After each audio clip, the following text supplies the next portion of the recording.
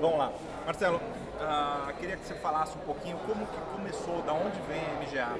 Tá, a gente começou, eu trabalhei muito tempo com áudio e trabalhei numa empresa que fabrica transmissores de FM. E nesse decorrer do tempo a gente sentiu a necessidade do mercado de ter um produto voltado para atender a parte de RF nacional. Não tinha, né? Até então não existia antena nacional e nem distribuidor. Hoje nós somos os únicos fabricantes desse tipo de equipamento no Brasil. E a gente focou em fazer um produto de qualidade num preço justo. Vou fazer uma pergunta que todo mundo deve fazer em relação ao preconceito do produto brasileiro. Né? Eu entendo que em outras categorias o produto brasileiro já avançou demais. Sim. Eu queria que você falasse e defendesse o teu produto em relação aos produtos internacionais. O que te credencia a dizer que o seu produto é bom? Primeiro que ele foi homologado pela Sennheiser na Alemanha, né? Já é meio caminho andado. Mas o que a gente busca fazer hoje, a gente faz uma seleção de componente bem específica. A gente usa tudo componente automotivo, são componentes que suportam níveis de impacto sem rachar, sem danificar. Todo o nosso material é todo zincado antes da pintura, ele recebe todo um tratamento químico antes da pintura. Então se ele descascar a tinta, se bater, ele não vai enferrujar. Então tem uma preocupação muito grande com relação à qualidade do produto. A gente faz um produto pensando em um produto que não vai dar problema lá na frente, tá? Mesmo por conta do preconceito, porque se para qualquer equipamento eletrônico, equipamento eletrônico parou, mas se é nacional, parou porque é nacional. Então a gente tem que ter um cuidado maior ainda com relação à qualidade do produto, por isso que é uma seleção muito específica dos componentes. Você comentou comigo um caso que o produto parou de funcionar ou parou de funcionar o sistema, né? E a primeira pessoa que o locador, enfim, o operador do áudio ali foi contactar era você, pensando que o problema fosse na antena ou no cabo. Sim. Né? Como é que explica essa história? O que aconteceu? Não, o que aconteceu foi o seguinte, ele comprou os microfones e comprou um distribuidor MGA. E ele ligou de maneira errada. Né? Ligou, fez a conexão toda errada e ligou dizendo que o aparelho não funcionava. E aí eu peguei um aparelho importado e mandei para ele. Ele fez a ligação errada igualzinho.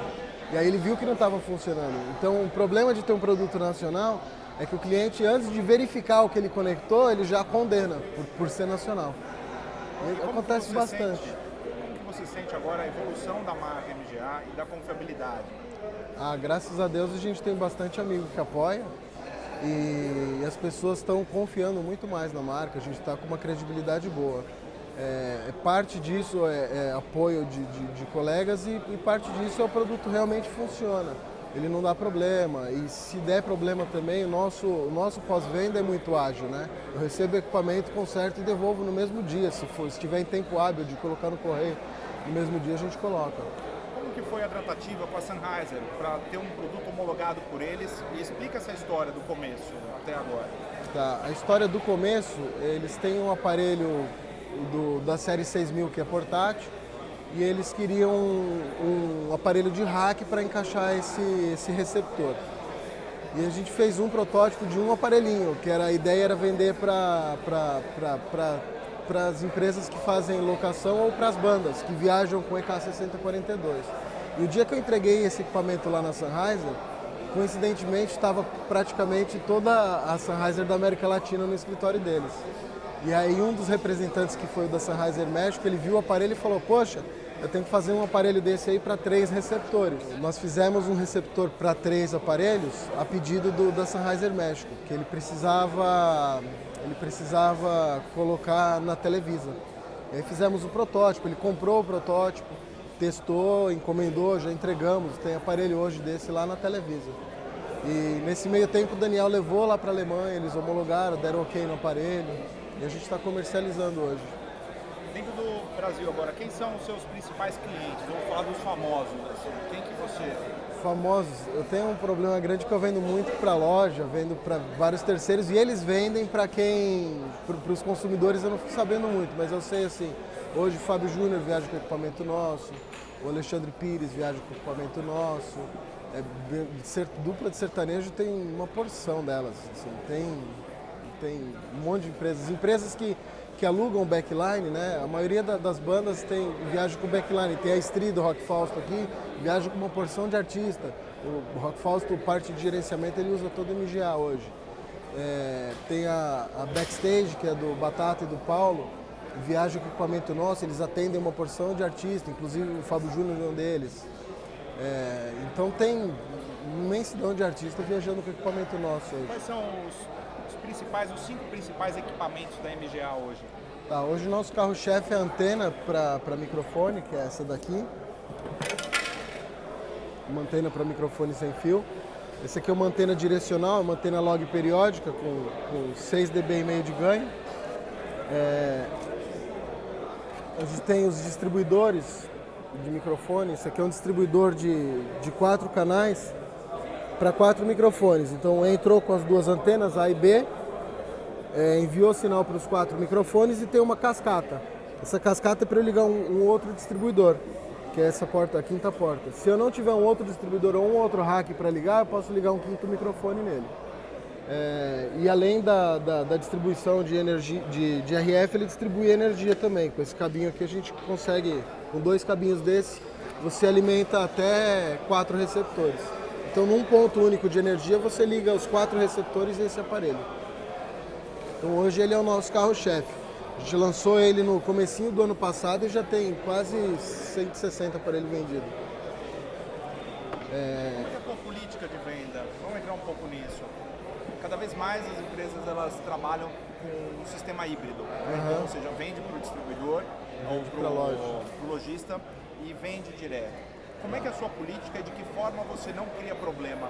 Nem para quem compra, no sentido de se sentir enganado, que depois viu que o produto poderia ter sido mais barato? Então, o primeiro ato que a gente teve com relação a isso é o fato de o equipamento ele tem um custo X e o importado tem um custo Y, que é muito maior. E aí a loja se aproveita disso e vende o nosso produto um pouco mais caro do que ele deveria custar. Então, para suprir um pouco desse problema, a gente subiu todos os valores dos produtos no site. A gente não faz venda online no site, mas entrou no site tem os preços. Para quê? Para o lojista respeitar, porque hoje ninguém compra sem pesquisar. Então, a hora que ele chega na loja, aconteceu algumas vezes, o lojista fala, quanto custa a antena? R$ 1.500. O cara fala, amor, mas o site da MGA é 1.000. Por que você está me vendendo a 1.500? Aí o lojista, não, eu faço por 1.000. Então, a gente hoje já não acontece mais isso, porque os lojistas já perceberam que o mundo mudou e, cara, todo mundo vai pesquisar antes de comprar. Não tem mais essa de dar o preço e depois negociar. O preço que custa o produto é esse. Outra atitude para poder manter um equilíbrio no valor é uma loucura a questão tributária no Brasil, né? Tem diferencial de alíquota, então para eu vender para o Espírito Santo é um valor, para eu vender para o Rio Grande do Sul é outro.